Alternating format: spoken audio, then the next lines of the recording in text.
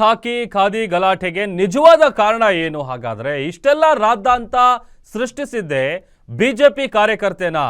ಮೊದಲು ಹಲ್ಲೆ ಮಾಡಿದ್ದು ಬಿಜೆಪಿಯ ಸುಜಾತಾ ಹಂಡಿಗೇನಾ? ಸುಜಾತಾ ಹಂಡಿ ಬಂಧನಕ್ಕೆ 2 ದಿನ ಹಿಂದೆ ಒಂದು ಹೈ ಡ್ರಾಮಾ ನಡೆದಿತ್ತು. ಕಾಂಗ್ರೆಸ್ನ ಕಾರ್ಯಕರ್ತನ ಮೇಲೆ ಮೊದಲು ಹಲ್ಲೆ ಮಾಡಿದ್ಲು ಈಕೆ. ಪ್ರಶಾಂತ್ ಬೊಮ್ಮಾಜಿ ಎಂಬಾತನ ಮೇಲೆ ಮಾರಣಾಂತಿಕವಾಗಿ ಹಲ್ಲೆ ಮಾಡಿದಾಳೆ. ಪ್ರಶಾಂತ್ ದೂರನ್ನ ಆಧರಿಸಿ ಮೊದಲ ದಿನ ಬಂಧನಕ್ಕೆ ಪೊಲೀಸರು ತೆರಳಿದ್ರು. ಈ ವೇಳೆ ಪೊಲೀಸ್ ಮೊಬೈಲ್ ಅನ್ನ ಕಸಿದುಕೊಂಡಿದ್ಲು ಈಕೆ ಅನ್ನುವಂತ ವಿಚಾರ ಗೊತ್ತಾಗ್ತಾ ಇದೆ. 3ನೇ ದಿನ ಬಂಧನಕ್ಕೆ ತೆರಳಿದಾಗ ಮೊದಲೇ ವಿವಸ್ತ್ರವಾಗಿ ಸುಜಾತಾ ನಿಂತಿದ್ಲು. ಈ ವೇಳೆ ಮಹಿಳಾ ಸಿಬ್ಬಂದಿ ಮೇಲೂ ಕೂಡ ಹಲ್ಲೆ ಮಾಡಿದ್ದಾಳೆ ಈಕೆ. ಪರಿಸ್ಥಿತಿ ವಿಕೋಪಕ್ಕೆ ಹೋದಾಗ ಪೊಲೀಸರು ಯಥಾಸ್ಥಿತಿಯಲ್ಲಿ ಆಕೆಯನ್ನ ಬಂಧಿಸಿದ್ದಾರೆ.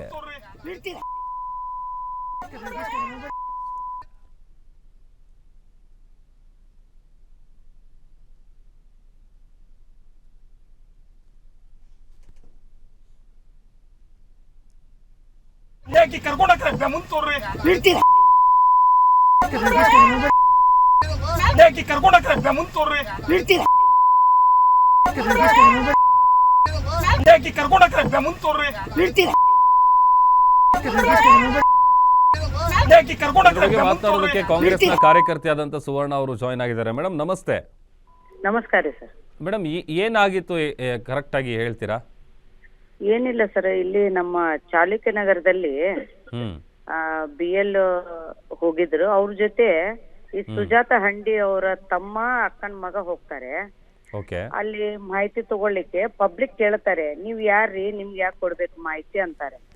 ಆ ಒಂದು ಮಾತಿಗೆ ಆ ಸುಜಾತಾ ಹಂಡಿ ಅವ್ರ ತಮ್ಮ ಅವ್ರ ಫ್ಯಾಮಿಲಿ ಎಲ್ಲರಿಗೆ 4 ಹೆಣ್ಮಕ್ಳಿಗೆ ಕರೆಸಿ ಅವನ್ಗ ಹೊಡಿತಾರ್ರಿ. ಅಲ್ಲೇ ರೋಡ್ ಮೇಲೆನೆ ಹೊಡಿತಾರೆ. ಅವ್ರು ಏನ್ ಮಾಡಿದಾರೆ, ನನ್ಗ ಫೋನ್ ಮಾಡಿದ್ದಾರೆ, ಮೇಡಮ್ ಈ ತರ ಹೊಡಿತಾ ಇದಾರೆ ನನ್ ಗಂಡಗೆ ಅಂತ ಹೇಳಿ. ಯಾರು ಹೊಡ್ತಾ ತಿನ್ನಲ್ಲ ಹುಡುಗನ ಹೆಂಡತಿ ನನ್ಗೆ ಫೋನ್ ಮಾಡಿದ್ಕೂಡ್ಲೆ ನಾವು ಇಮಿಡಿಯೇಟ್ಲಿ ಹೋಗಿದೀವ್ರಿ. ಅಲ್ಲಿ ಹೋದ್ಮೇಲೆ ನಮ್ BL ನಾವು ಕೇಳಿವಿ, ಮೇಡಮ್ ಅವ್ರಗ ಇವ್ರು ಸರಿ ಇಲ್ಲ ಅಂತ 2 ಸಲ ನಿಮ್ಗೆ ಹೇಳಿದೆ, ಆದ್ರೂ ನೀವು ಅವ್ರು ಕರ್ಕೊಂಡು ಈ ತರ ಮಾಡೋದು ನಿಮ್ಗೆ ಸರಿ ಏನಂತ ನಾನು ಅವ್ರಗ ಹೇಳಿದೆ ನಂದಿನಿ ಕುಲಕರ್ಣಿ ಅಂತ BL ಅವಾಗ ಆಯ್ತ್ರಿ ಅಂತ ಹೇಳಿ ನಾವು ಅವ್ರು ಕರ್ಕೊಂಡು ನಾನು ಪೊಲೀಸ್ ಸ್ಟೇಷನ್ಗೆ ಹೋಗಿದ್ದೆ. ನಾವು ಯಾರ ಜೊತೆ ಮಾತಾಡಕ್ ಹೋಗಿಲ್ಲ, ಏನಿಲ್ಲ. ಪೊಲೀಸ್ ಸ್ಟೇಷನ್ ಹೋಗೋ ಮುಂದೆ ನನ್ ಮೇಲೇನು ಬೈದು ನನ್ ಮೇಲೇನು ಹಲ್ಲೆ ಮಾಡಕ್ ಬಂದಾಗ ಪೊಲೀಸ್ ಅವರು ಅವರನ್ನು ಅಡ್ಡುಪಡಿಸಿದ್ರು. ನಾವು ಹೋಗಿ ಪೊಲೀಸ್ ಸ್ಟೇಷನ್ಗೆ ಹೋಗಿ ಕಂಪ್ಲೇಂಟ್ ಕೊಟ್ಟಿವಿ. ಪ್ರಶಾಂತ್ ಬೊಮ್ಮಾಜಿ ಅನ್ನೋರು ಕಂಪ್ಲೇಂಟ್ ಮೇರೆಗೆನೆ ಅವರನ್ನ ಅರೆಸ್ಟ್ ಮಾಡಿದ್ದಾರೆ. ಯಾಕಂದ್ರೆ ಅವ್ರ ಮೇಲೆ ಹಲ್ಲೆ ಮಾಡಿದ್ದಾರೆ ಇವರೆಲ್ಲ. ಏನಾಗಿದೆ ಸರ್, ಈಗ ಅವ್ರ ಬಗ್ಗೆ ನೀವು ಎಲ್ಲ ಏರಿಯಾದಲ್ಲೇನು ನೀವು ಇನ್ಕ್ವೈರ್ ಮಾಡ್ಬೋದು. ಅವ್ರು ಯಾವ ತರ ಹೆಣ್ಮಗಳಂತೇಳಿ ಸಣ್ಣ ಪುಟ್ಟ ಇದಕ್ಕೂ ಆಕೆ ರೋಡ್ ಮೇಲೆ ಯಾವಾಗಿದ್ರು ಬಟ್ಟೆ ಬಿಚ್ಚಲ್ಲ, ಬೇರೆ ಏನು ಮಾಡೋದಿಲ್ಲ. ಬೈಯೋದು, ಎಲ್ಲರ ಮುಂದೆ ಬಟ್ಟೆ ಬಿಚ್ಚೋದು, ಇದ ಕೆಲ್ಸ ಮಾಡೋದು. ಗಾಂಜಾ ಸೇರ್ತಾಳ್ರಿ, ಡ್ರಿಂಕ್ಸ್ ಮಾಡ್ತಾಳ, ಏನ್ ಮಾಡ್ತಾಳೋ ಅಕ್ಕಿಗೇನು ಗೊತ್ತಿಲ್ಲ ಸರ್. ಆ ತರ ಬಿಹೇವ್ ಮಾಡ್ತಾರೆ. ಎಲ್ಲರಿಗೂ ಗೊತ್ತಿದೆ ಸರ್ ಅವ್ರ ಬಗ್ಗೆ.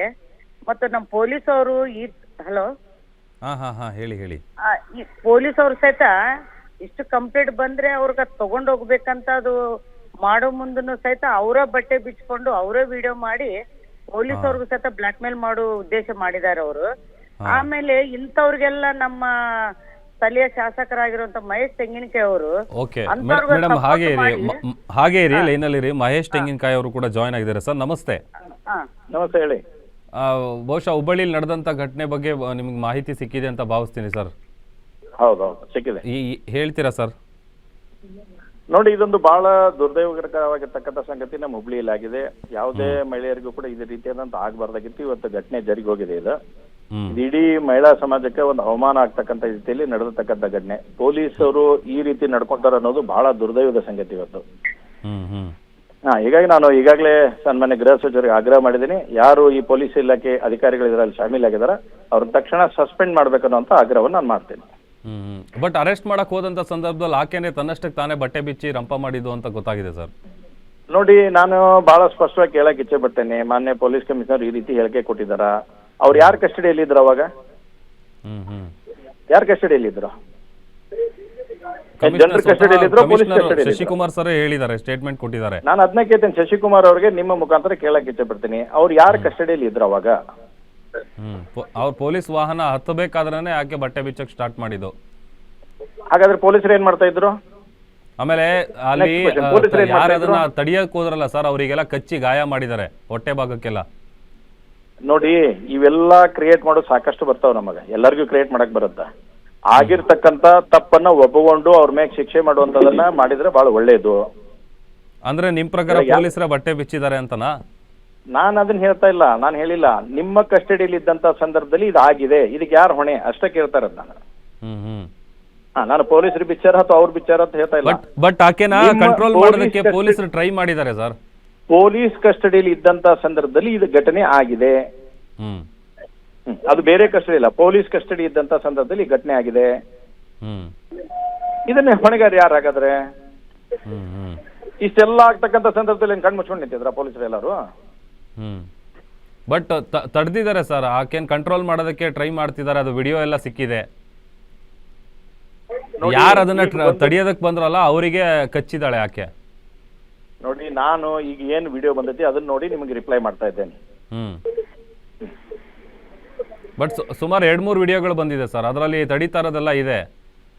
ವ್ಯಾನ್ ಹತ್ಸೋದಕ್ಕೆ ಮುಂಚೆ ಆಕೆ ಬಟ್ಟೆ ಇರುತ್ತೆ, ಒಳಗೆ ಹೋಗ್ತಾ ಇದ್ದಂತಾನೆ ಆಕೆ ಬಟ್ಟೆ ಬಿಚ್ಚಿರೋದು.